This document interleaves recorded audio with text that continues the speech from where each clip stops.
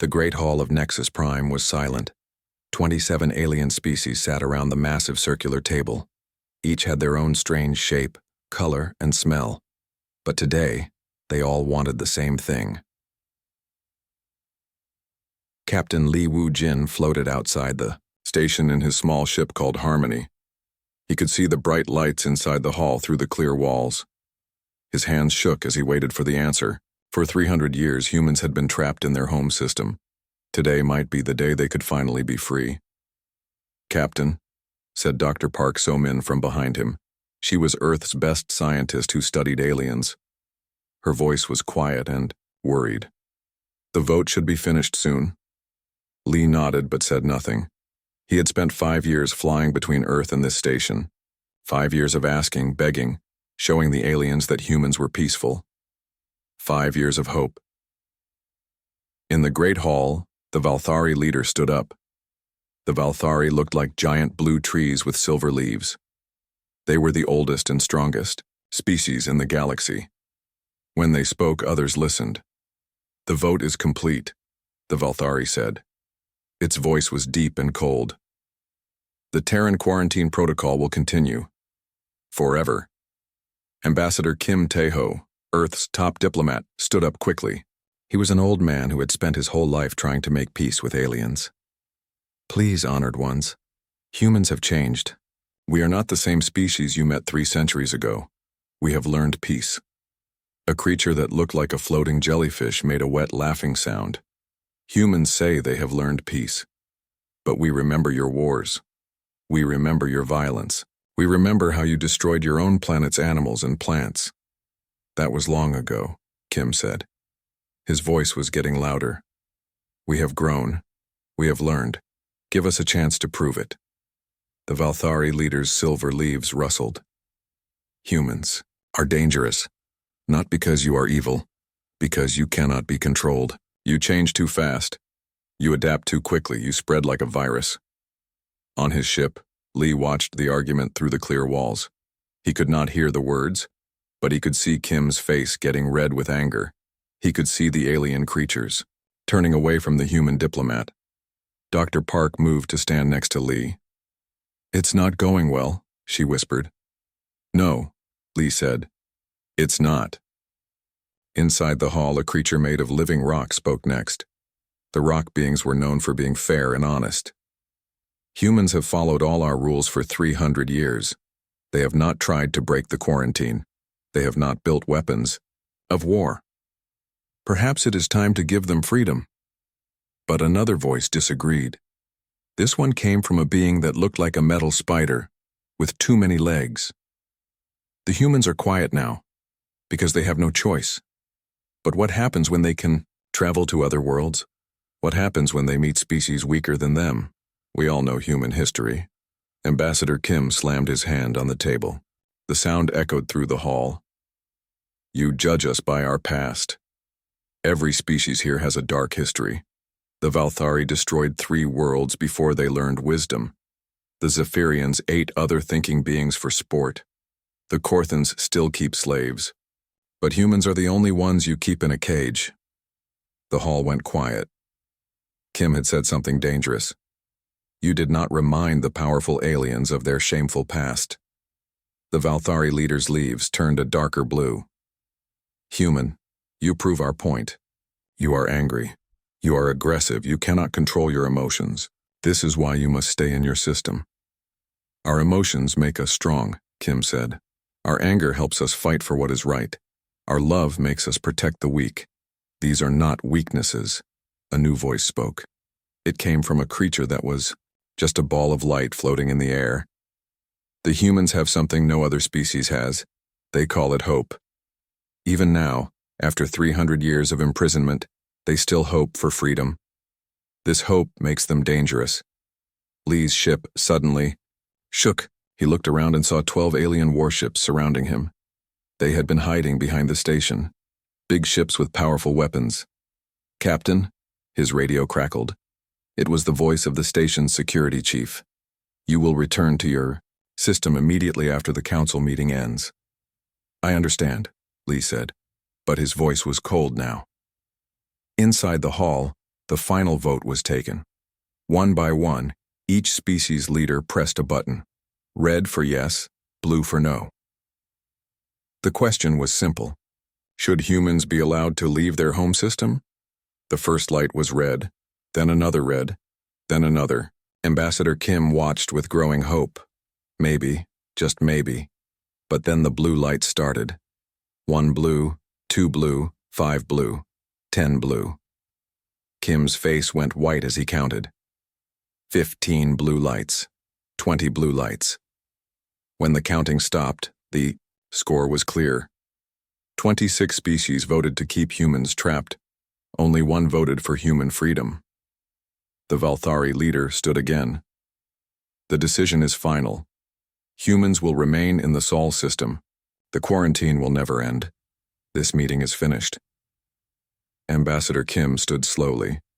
He was an old man, and suddenly, he looked very tired. "You are making a mistake," he said quietly. "A terrible mistake." "The only mistake," said the metal spider, creature, "would be letting humans loose in the galaxy." Kim walked out of the hall. His shoulders were bent like he was carrying a heavy weight. 300 years of hope had just died. On his ship, Lee watched Kim's small shuttle leave the station. The ambassador's face appeared on Lee's screen. Kim looked like he had aged 10 years in 1 hour. "Captain," Kim said, "we're going home." Lee nodded. He began turning his ship toward Earth, but then he stopped. He opened a communication channel that would reach every human in the solar system. Every person on Earth, Mars, and the space stations would hear his words. "My fellow humans," Lee said. His voice was calm and clear. "For 300 years we have asked politely. We have begged. We have shown them our art, our science, our love for peace. We have proven that we have changed." He paused. Behind him, Dr. Park was staring. She had never heard the captain speak like this. "Today they told us we will never be free. They told us we are too dangerous to trust. They told us we must stay in our cage forever." The alien warships were moving closer to his ship. Their weapons were charging. "They have made their choice," Lee continued. "Now we make ours." He cut the transmission and began flying toward Earth. As his ship moved away, from Nexus Prime, every human in the solar system heard his words. In the cities of Earth, people stopped walking and looked up at the sky. On Mars, miners put down their tools. On the space stations, workers turned off their machines. The galaxy had just made its greatest mistake. They had told humanity they would never be free.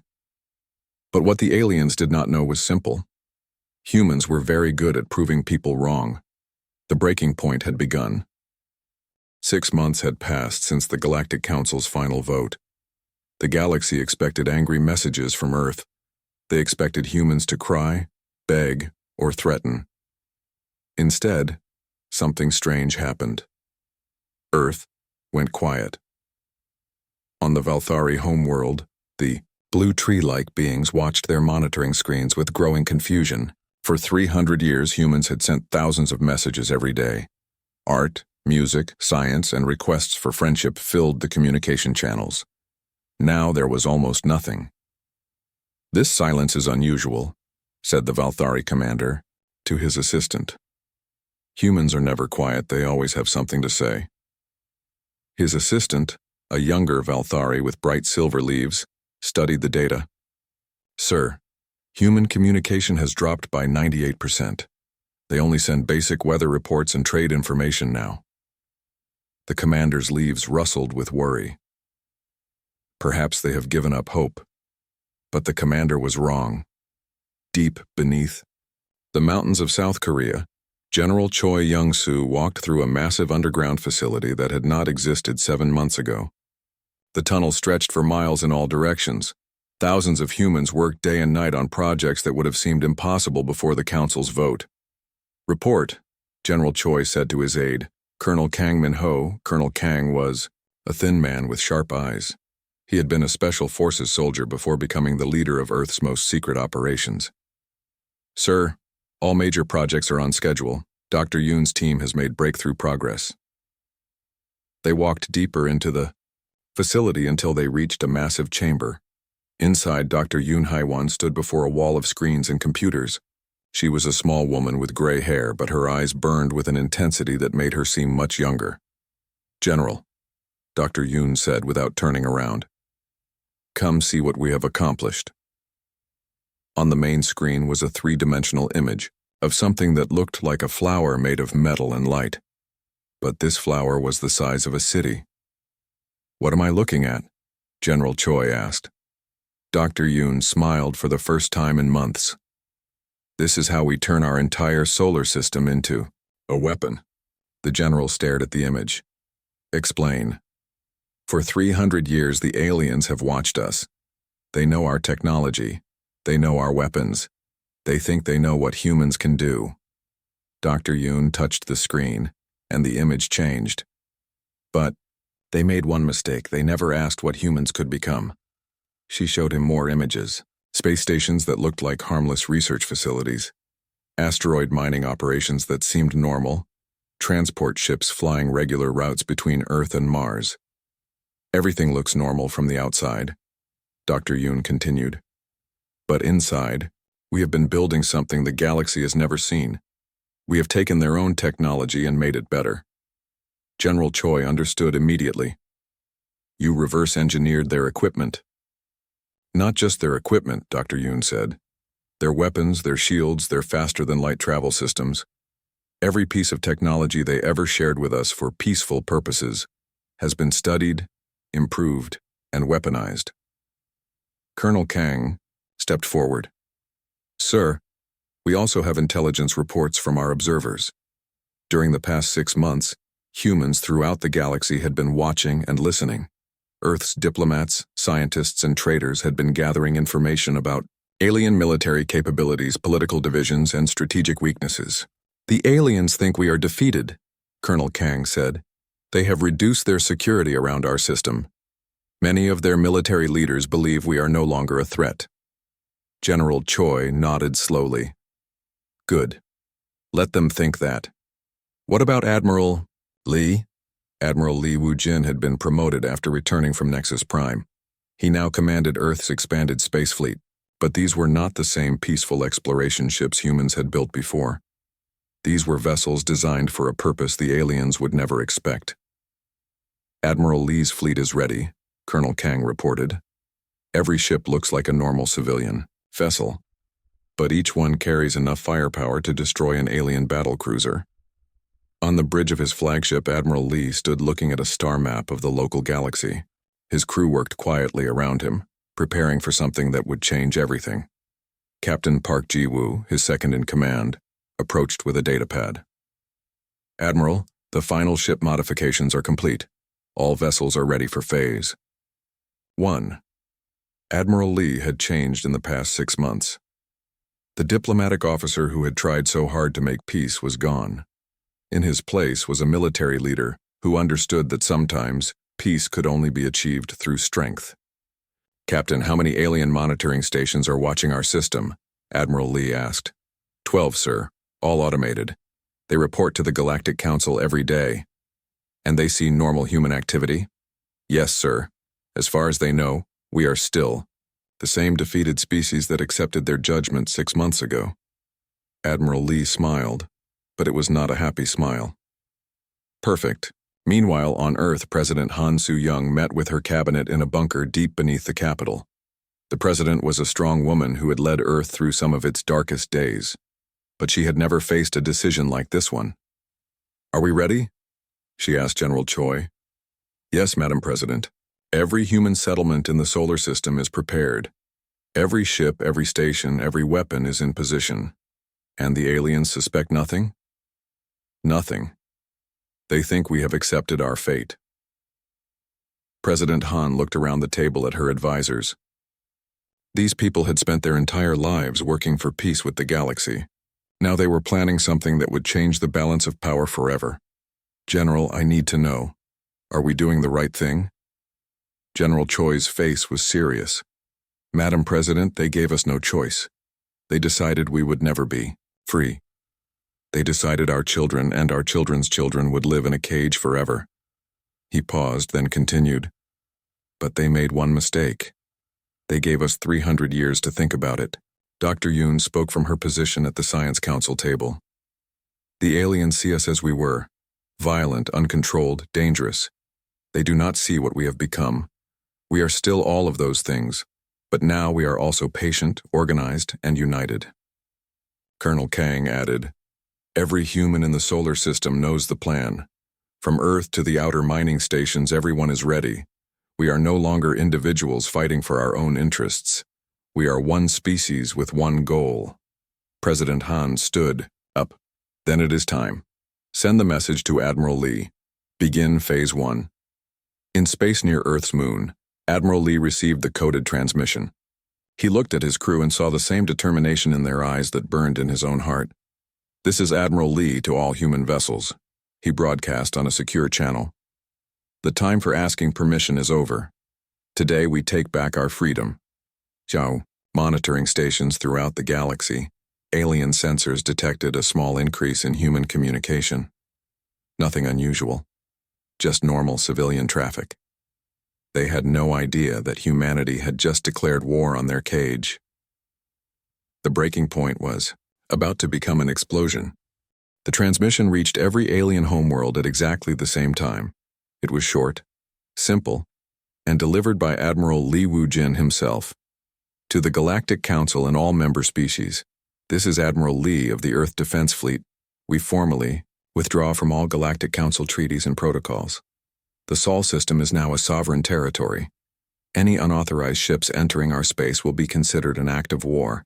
This message will not be repeated. On Nexus Prime, the emergency council session began within minutes. The same 27 species that had voted to imprison humanity forever now stared at each other in confusion and anger. The Valthari leaders' silver leaves were shaking. "This is impossible. Humans do not have a defense fleet. They have civilian ships and research vessels." The metal spider creature clicked its many legs nervously. "Our monitors show normal human activity. There has been no military buildup." But Ambassador Kim Tae-ho was no longer on the station. He had returned to Earth 6 months ago, and with him went humanity's last diplomat. There was no one left to explain what the humans really meant. "Send a probe," ordered the floating jellyfish creature. "We need to see what they are actually doing." The probe ship was small and fast. It reached the edge of the Sol system in 2 days. What it found there made no sense. Everything looked normal. Earth was still blue and green. Mars still had its mining colonies. The asteroid belt still had its ore processing stations. Ships moved between planets on regular schedules. "See?" said the rock creature on the council. "The humans are bluffing. They have nothing." But they were wrong. Deep in the Sol system, President Han Soo-young stood in the command center watching the probe ship on her screens.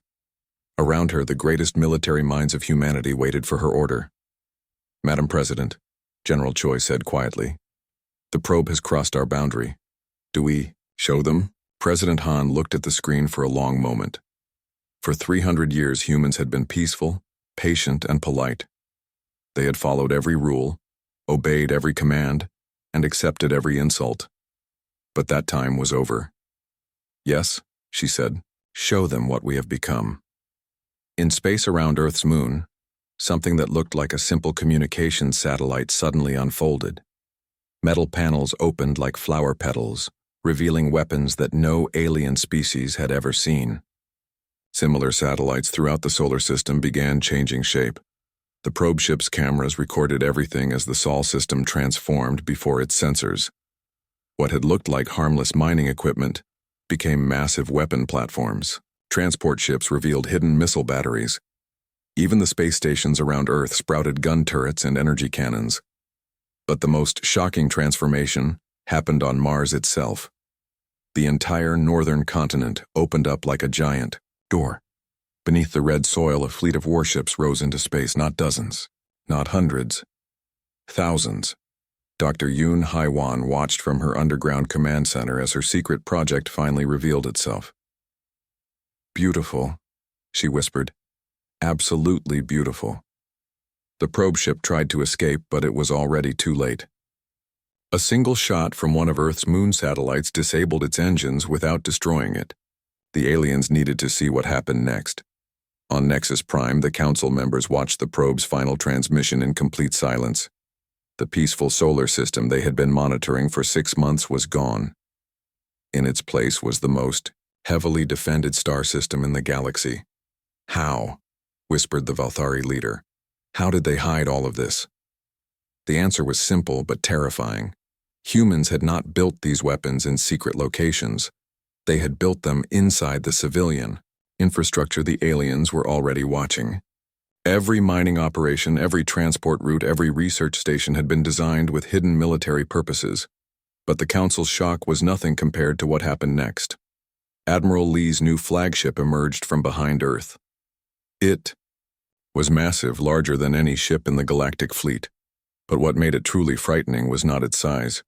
It was the fact that it looked exactly like the diplomatic vessel Harmony that had visited Nexus Prime for 5 years. The humans had been preparing this for much longer than 6 months. "Council members," Admiral Lee's voice came through the probe's communication system. "For 300 years you told us we were too dangerous to be free. You said we could not be trusted. You said we would spread like a virus and destroy everything we touch." His voice was calm, but every word carried the weight of centuries of frustration. "You were right about one thing. We are dangerous. But not because we are evil. We are dangerous because we learn from our mistakes, we adapt, we overcome, and most importantly, we remember." On his flagship's bridge, Admiral Lee looked at the tactical display showing alien space. Captain Park Ji-woo stood beside him, watching as their sensors detected the movement of alien fleets throughout the galaxy. "Sir," Captain Park reported, "alien military forces are mobilizing. The Valthari battle fleet is moving toward our position." Admiral Lee nodded. "How long until they arrive?" 72 hours, sir." "Good. That gives us time to deliver our message properly." The probe ship suddenly found itself surrounded by human vessels. Not just the massive warships from Mars, but smaller craft that seemed to appear from nowhere. They had been hiding in the asteroid belt, disguised as mining equipment. But Admiral Lee was not interested in destroying a single probe. He had a much bigger demonstration in mind.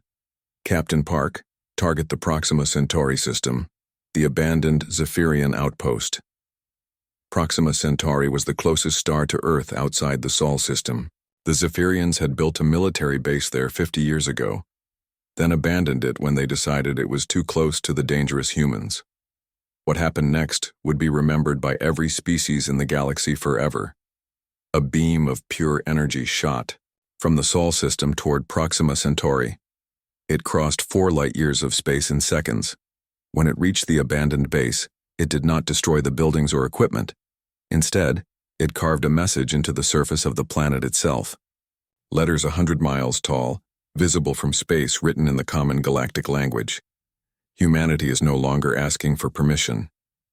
The energy beam shut off, leaving the message burning on the planet's surface like a scar. Throughout the galaxy, every species with deep space sensors had detected the energy discharge. They all knew that humans had just demonstrated a weapon that could reach across star systems in seconds. On Nexus Prime, the Council sat in stunned silence. Finally, the Valthari leader spoke. "Send a message to the human admiral. Tell him we wish to negotiate." But the floating ball of light interrupted. "What makes you think they will listen? We had 300 years to negotiate. We chose to keep them in a cage instead." The metal spider creature's voice was shaking. "What have we done? What have we created?" Admiral Lee's response came before they could send their message. "Honored Council members, negotiation time is over. You made your choice 6 months ago. You decided we would never be free. Now we decide what freedom means." He paused, and when he spoke again, his voice carried the weight of an entire species. "Determination. The Valthari fleet approaching our system has exactly 24 hours to turn around. Any alien military vessel that enters Sol space after that deadline will not leave." The breaking point had finally arrived, and the galaxy was about to learn that caging humanity had been the greatest mistake in their history. The Valthari battle fleet did not turn around. Fleet Commander Zalthara had commanded alien military forces for over 200 years. He had fought pirates, rebels, and rogue worlds. He had never lost a battle. The idea that primitive humans could threaten his massive fleet seemed impossible.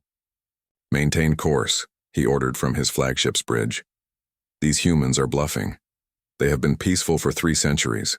They do not know how to fight a real war." His fleet was impressive. 300 warships, including 12 massive dreadnoughts that could destroy entire cities. Each ship carried weapons that had conquered dozens of worlds. The combined firepower could turn a planet into ash. But Commander Zalthara had made the same mistake as the Galactic Council. He thought he knew what humans were capable of. In the Sol system, Admiral Lee watched the approaching alien fleet on his tactical display. The enemy ships would reach Earth's outer defenses in 6 hours. Around him, his bridge crew prepared for humanity's first real battle in 300 years. "Admiral," Captain Park Ji-woo reported, "all human fleets are in position. Earth defense grid is online. Mars battle stations are ready. The asteroid field weapons are armed." Admiral Lee nodded slowly. "Send one final message to the Valthari commander." The transmission reached the alien flagship within minutes. Admiral Lee's face appeared on Commander Zalthara's main screen. The human looked calm, almost sad. "Commander Zalthara, I know your reputation. You are an honorable warrior who has served your people well. Turn your fleet around now. Do not make us destroy you." The Valthari commander's silver leaves turned dark blue with anger. "Human, you dare threaten me? My fleet has conquered star systems. Your species has been locked in one system for 3 centuries. You have forgotten how to fight." Admiral Lee's expression did not change. "Commander, you are right about one thing. We have not fought a war in 300 years. But you are wrong about what that means." The transmission ended. Commander Zalthara laughed, a sound like wind through metal trees. "Prepare for battle. Show these humans what real power looks like." But as his fleet entered the outer edge of the Sol system, something strange happened. His sensors detected thousands of small objects floating in space. They looked like pieces of debris, old satellites, and space junk. "What is all this garbage?" Commander Zalthara asked his sensor officer. "Unknown, sir. It appears to be civilian debris from 3 centuries of human space activity."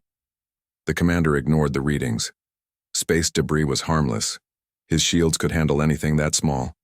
He was wrong.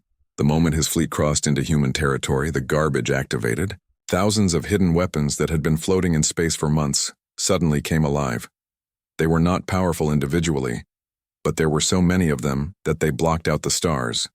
"Evasive action!" Commander Zalthara shouted. But it was too late.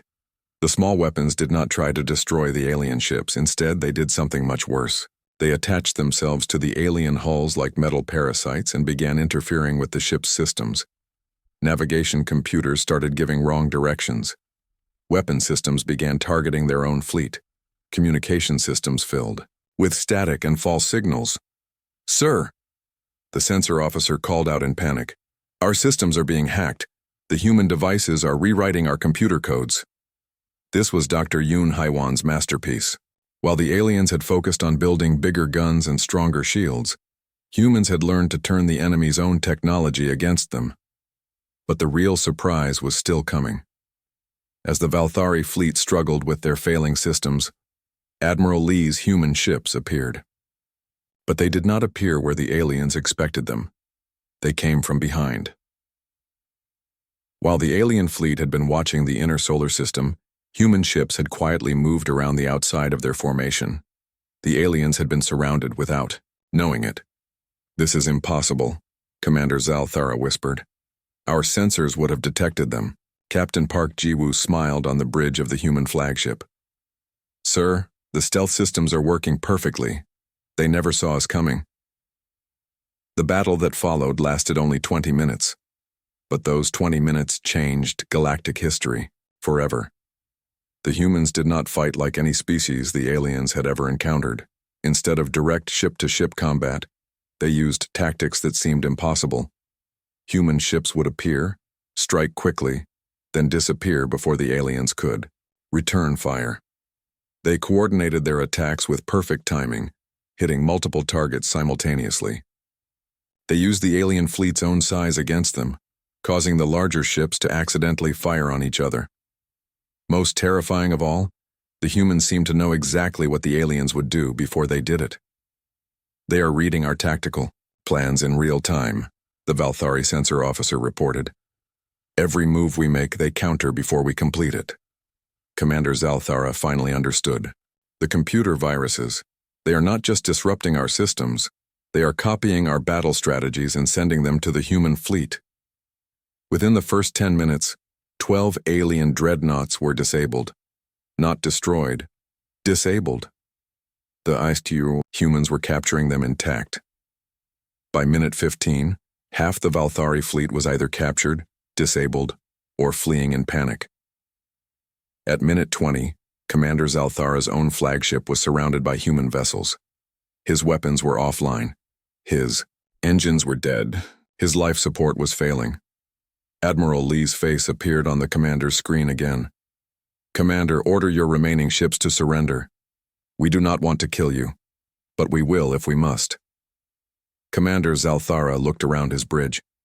Most of his crew was unconscious from the failing life support. His proud fleet was destroyed. In 20 minutes, humans had accomplished what should have been impossible. "How?" he whispered. "How did you defeat us so easily?" Admiral Lee's expression softened slightly. "Commander, you came here expecting to fight the humans you remembered from 3 centuries ago. But we are not the same species. We had 300 years to study every battle you ever fought. We know your tactics better than you do, the alien." Commander's leaves turned pale with shock. "You studied us all this time you were preparing for this exact battle." "Not just this battle," Admiral Lee said. "Every battle. Against every species. We know how all of you fight because you taught us." The remaining Valthari ships surrendered within the hour. News of the battle spread across the galaxy faster than light-speed communication. The greatest military fleet in galactic history had been destroyed by humans in 20 minutes. On a dozen alien homeworlds, emergency meetings began. Species that had been enemies for centuries suddenly called each other, asking the same question. What do we do about the humans? Fleet Admiral Shin Dong-wook received his promotion 3 days after the battle. His new assignment was to command humanity's expansion fleets. Ships that would carry humans to other star systems for the first time in 3 centuries. But these would not be exploration missions.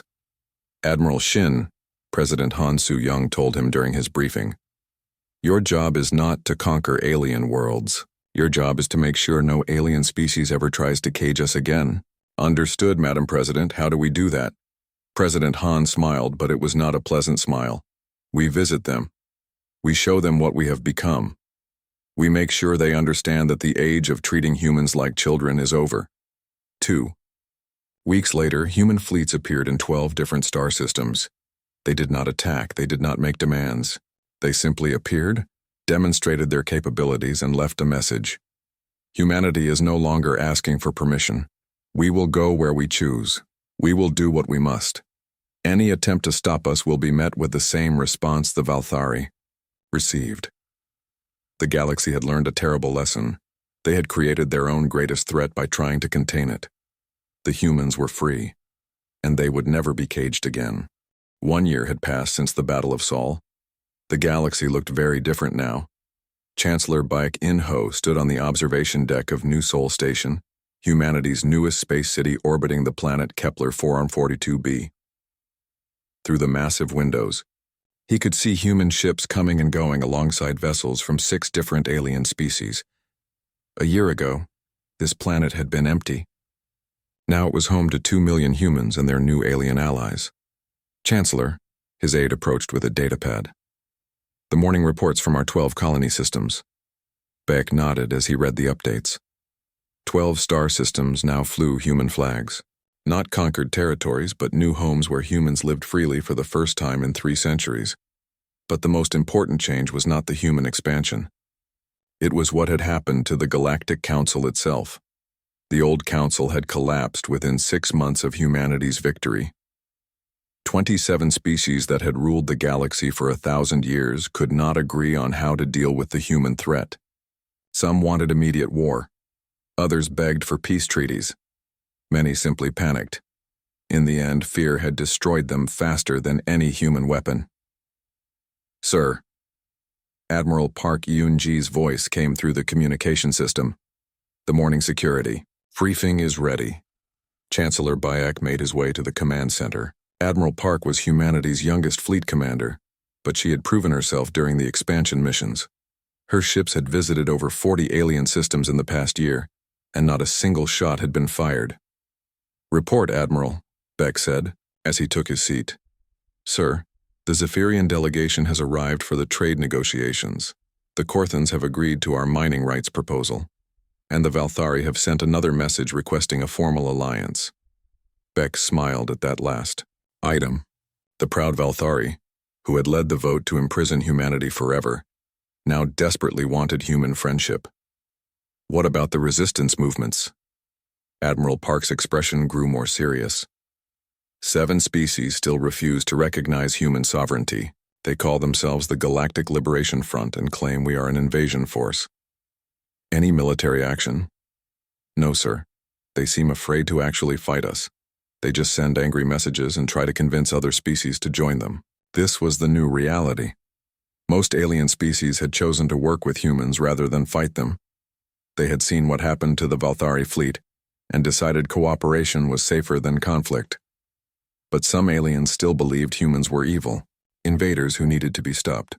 On the planet Zerion Prime, home of the metal spider creatures, Ambassador Lim Yu-jin sat across from Supreme Counselor Vectar in a meeting that would have been impossible a year ago. Ambassador Lim was humanity's new chief diplomat, but she was very different from the pleading ambassadors of the past. She spoke with the confidence of someone whose people were no longer begging for permission. "Counselor Vectar," Ambassador Lim said calmly, "your species has a choice to make. You can continue to support the Liberation Front's fantasy of stopping human expansion, or you can join the new Galactic Federation and benefit from human technology and protection." The spider creature's multiple eyes glowed with anger. "You speak of protection as if we are weak. Your species was trapped in one system just 1 year ago." "Yes," Ambassador Lim agreed. "And in that one system we learned more about warfare, technology, and strategy than your species learned in 1,000 years of expansion. We studied every battle you ever fought. We know your weaknesses better than you do." She leaned forward slightly. "But more importantly, we know your strengths. We know what your people could accomplish if you worked with us instead of against us." This was humanity's new approach to diplomacy. Not begging or threatening, but offering partnership from a position of strength. Counselor Vectar's legs clicked nervously on the metal floor. "What guarantees do we have that humans will not conquer us once we lower our defenses?" Ambassador Lim touched a control on her datapad. The room's holographic display showed images of the 12 human colony systems. "Look at our colonies, Counselor. Do you see enslaved alien populations? Do you see destroyed cities or dead worlds? You see human settlements side by side with alien communities. You see trade, cooperation, and mutual benefit." It was true. Humanity's expansion had been unlike any other species' conquest in galactic history. Humans did not destroy existing alien settlements. They built alongside them. They traded technology and resources. They protected weaker species from stronger ones. "Why?" Counselor Vectar asked. "Why do you not simply take what you want?" Ambassador Lim's expression became serious. "Because we remember what it felt like to be caged. We will never do to others what was done to us." Back on Earth, Dr. Song Chang-ho walked through his laboratory where humans and aliens worked together on projects that were changing the galaxy. The lead scientist of the Human Alien Cooperative Research Institute, Dr. Song had seen more technological advancement in 1 year than in the previous 50. "Dr. Song," his assistant called out. She was a young Valthari scientist whose silver, Leaves sparkled with excitement. The joint fusion project has achieved stable energy output. Dr. Song nodded approvingly. Excellent, Dr. Silyana. How much more efficient than our previous designs? 400%, sir. By combining human engineering with Valthari energy manipulation, we have created something neither species could achieve alone. This was happening throughout human space. Alien scientists who had once viewed humans as dangerous primitives now competed for the chance to work on human research projects. But the most important meeting of the day was taking place on Luna Station, humanity's diplomatic headquarters. Fleet Admiral Li Wu-jin, now the highest-ranking military officer in human space, sat across from a delegation of alien ambassadors. These representatives came from 18 different species, all seeking the same thing: membership in humanity's new Galactic Federation. Admirals and counselors, Admiral Li began. You all know why you are here. The old Galactic Council is dead. The age of alien domination is over. You must choose your place in the new galaxy. The Zephyrian ambassador, a floating creature of pure energy, spoke first. Admiral Li, our species ruled star systems when humans were still using stone tools. Why should we accept human leadership? Admiral Li's expression remained calm. Because leadership is not about age or history. It is about results. In 1 year, human space has become the safest, most prosperous region in the galaxy. Our colonies prosper. Our trade routes are secure. Our people live in peace. He gestured to the data displays around the room. Crime in human systems has dropped to almost zero. Economic growth has increased by 300%. Scientific advancement has accelerated beyond anything the old council achieved in centuries. The Korhan representative, a rock creature whose voice sounded like grinding, stone, asked, "What guarantees do we have of equal treatment?" "The same guarantee we give ourselves," Admiral Li replied. "Justice, freedom, and the right to determine your own destiny. The things the old council denied to humanity for 3 centuries. A young alien diplomat raised her hand. She was from a species that had never been allowed to join the old council because they were considered too primitive. "Admiral, why do humans offer membership to species the old council rejected?" Admiral Li smiled for the first time during the meeting. "Because we judge species by their potential, not their past. We know what it feels like to be underestimated. We will not make that mistake with others." The meeting continued for hours, but the outcome was never in doubt. By the end of the day, 15 more species had joined humanity's Galactic Federation. As the sun set over Earth, Admiral Li stood in his office looking at a star map that showed the new galaxy. Human flags marked dozens of systems, trade routes, connected species that had been enemies for millennia. Research stations shared knowledge that benefited everyone. His door chimed, and Captain Park Ji-woo entered. She had been with him since the beginning, from their first diplomatic mission to their victory over the Valthari. "Admiral, the final reports from today's negotiations. All successful, I assume?" "Yes, sir. The Federation now includes 43 species. Only 7 still resist." Admiral Li nodded thoughtfully. "Captain, do you remember what that young alien diplomat asked during the first council session we attended? About what humans learned during our quarantine?" "Yes, sir. You never answered her." Admiral Li turned to face his old friend. I know the answer now. We learned that there is something more dangerous than human anger or human violence. We learned the power of human patience." He looked back at the star map. "They gave us 300 years to think, to plan, to become something new. Every species in this galaxy should remember that lesson." Captain Park joined him at the window. "What lesson is that, sir?" Admiral Li's voice carried the wisdom of a species that had been caged, broken free, and chosen to build rather than destroy. Never cage something smarter than you unless you are prepared for what it becomes in that cage. And never, ever underestimate the patience of a species that has nothing but time to think about freedom. The breaking point had become a new beginning, and the galaxy would never be the same.